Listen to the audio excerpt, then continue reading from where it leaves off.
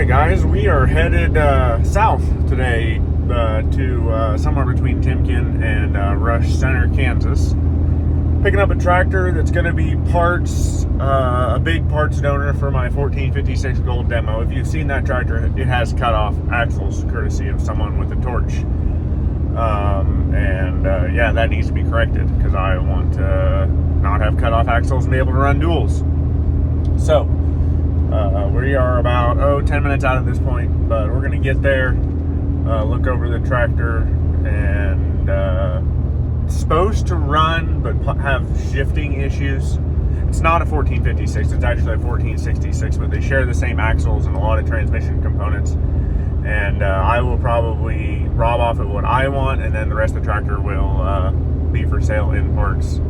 So I guess if we get done and you see something you want off of it, chime in, because there's a lot of parts off it that are going to be for sale.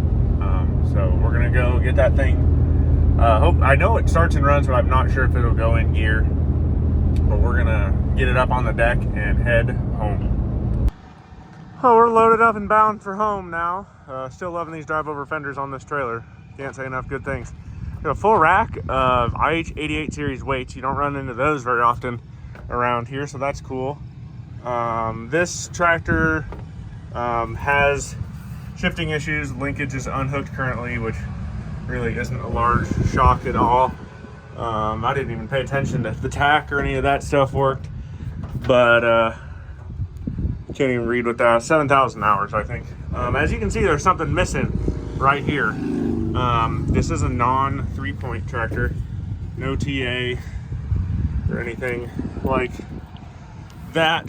So yeah, it's got IH hub mount duals, which are great, which will go on my 1456. No 3-point dual PTO to part out, axles for me to use, which is awesome. Got a DT 436 up there to sell, which is always great. Yeah, she's a little greasy, grimy, kind of your typical AMBAC M100 leaky pump, but it's got brand new Firestones on the inside, which is awesome. We'll put those to good use on something. Yeah, hub mount duals, 2 remotes to part out, just some good usable parts.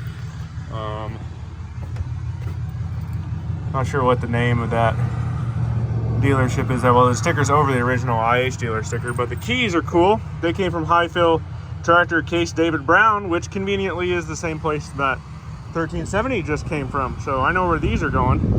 But yeah, cool tractor. We're gonna head for home. Well, we made it home. Got rained on a little bit. Got my Milo seed picked up and stocked in a nutrient. Thanks, Matt. Figured while I had this thing up in the air, why not knock the duals off? It's not like I'm gonna need them on the tractor anytime soon. So we're gonna knock the duals off this thing, then try to get it in a gear and drive it down off the trailer. Hopefully we can find one. I don't know. After a little cussing and fighting and beating and prying and cussing and prying and cussing and prying, I drove it down off the trailer. They had the shifters bound up awful bad in the range cover. And don't get me wrong, it doesn't want to stay in gear, but yeah, somebody beat the shit out of this thing as far as shifting goes, but drove it down, so that's nice. I believe it's a 73 model. Looking at the serial number over here, yeah, 1466 17800. That should be a 73 model. That's awful leaky there. The mounts on this thing, the loader mounts, he said were for a 2350 International he had, so that's interesting. 88 series weight and bracket on the front. That's worth some good coin. I actually don't have any of that style 88 series weight, so that's really cool. 1100 16s on the front, 18.4 38s on the back that are like new. Firestones that are probably going to end up on something of mine. No fluid in them. Those are the duals over there I took off.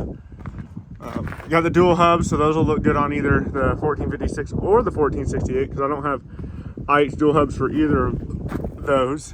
Yeah, no TA and no 3-point, but it does have a hydraulic seat, which is kind of interesting. Dual PTO. Not really sure what the dealership is here on the back of it. It's got a decal over the IH dealer decal, so that's kind of unfortunate. Would love to know what's under that. Got cast weights on the outside that are just big, ugly suckers. These have never been converted from IH. It's got the stupid Pioneer adapters in there. I'll have a dual remote kit to sell out of that deal, so no complaints there. Yeah, factory no TA. Doesn't have hydraulic clutch or anything fun like that would be useful. Oil in it. I pulled the dipstick earlier. It was black. Yep. Black is somebody's soul. Not gonna say who. But she's pretty greasy, grimy. I don't know. I had to dump 5 gallons of diesel in it because it didn't want to prime up. Got the power button or the starter button bypassed. It does have a Massey Ferguson radio up there. That's 2 of those in the last couple months I've come into, so that's kind of cool. Somebody ripped the AC out of it at some point in time. I'm really not entirely sure what brand of cab it is, but it does have a sliding rear window, which is kind of cool. Reads 7,032 on hours. I don't know if any of the gauges in here really work currently. I'm definitely taking that out, that's for sure. Got some stuff written up there, so that's kind of interesting. It's a Henniker. I've never actually been in a Henniker cab before. It's kind of out of place around here. But got some interesting mods here to the throttle lever to make it more accessible, I suppose. But I'll put it in neutral here. It doesn't need the keys to start. Nor do I really care. Oil pressure comes up fairly well. But to shift it, I mean, you put it in low here, but you can hear it doesn't. You can see that popping down there. But if you put your foot down there, and you put her in gear. Oh, maybe not. I had it in gear a minute ago with my foot. Or not. There it went. Now we're making forward motion.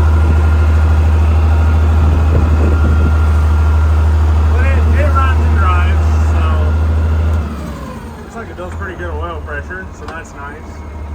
Straight pipe, so you know, makes all the noises.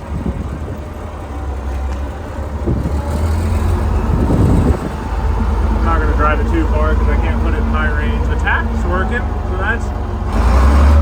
I bet those are original hours on this thing, or 17,000, one of the two. But not too bad. Not the prettiest thing in the world by any means, but we'll let it sit here and idle. Crawl back down out of here. Got a spare spindle down in there that, you know, that tells you a lot of things. Somebody had trouble there before. Yeah, the injection pump is making a mess, but it, you know, seems to run pretty good. It'll make good parts. I've got a guy that needs the front axle off this pretty bad. What else was I thinking? Because he broke his spindle on his 1566, I think. Yeah. Back tires I'm keeping for my stuff. Axles I'm keeping. Alternator's making some interesting noises. No big deal. But it's not pumping too bad out of the blow-by tube, so that's a good deal there. But it's just a pretty plain old Western thing. I seriously wonder if this might have had round fenders on it, but I don't have any way to tell. It'd been make a lot more sense if it just had flat tops on it, which the brackets over there kind of tell me it was probably a flat top fender tractor. But still cool. It'll get torn down for parts here shortly. Get some long axles on my 1456. Get some better tires on it as well. I've already got duals for it that can go on. Those might need better tires, but yeah, just kind of a rough old thing. I think it's been sitting for quite a while for the old guy. He had some cows around it and stuff like that, so he'd kind of given up. Actually, he sold a buddy of mine a 1066 open station in 2021. So yeah, he priced my buddy for $5 grand in 2021, and I got it for less than that in 2024 because yeah, it's got issues for sure. So I guess. But that's it for this one, guys. We're gonna tear this one down, make some good parts out of it. If you need a motor or anything else out of this besides the stuff I'm keeping to make my stuff better, let me know, because this one's not staying whole for very long. So you guys have a good one. Go drag something out of the weeds and get it running.